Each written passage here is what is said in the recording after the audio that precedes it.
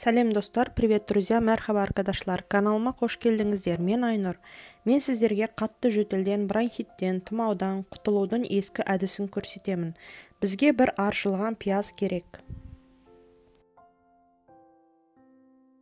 Біз ішкі жағын бір жағынан алып тастаймыз.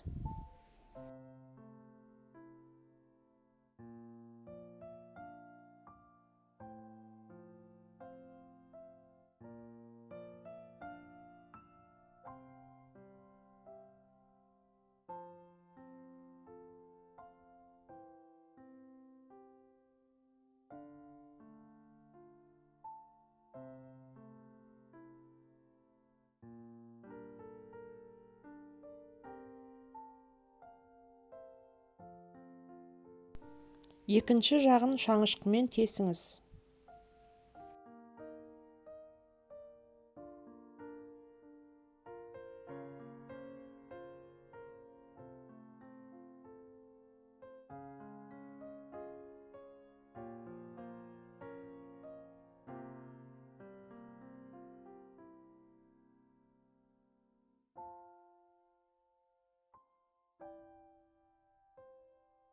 Енді пияздағы осы тесікке табиғи балды құйыңыз.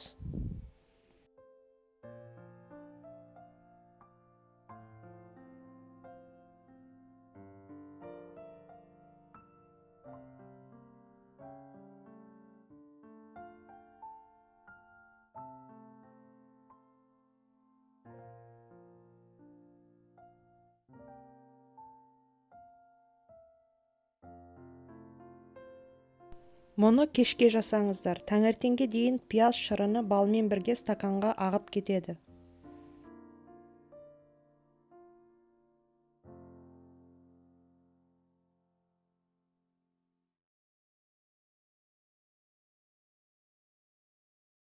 Бұл сиропты балаларға беріңіз. Оны тұмаудың алдын алу үшін де ішуге болады. Балаларға бір шай қасықпен күніне 3 рет ішу керек. Мен оны сироптан қалған шыны ыдысқа құйып аламын. Назарларыңызға рахмет.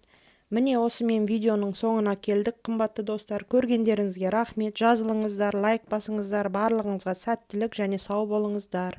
Не болейте, друзья, ауырмаңыздар.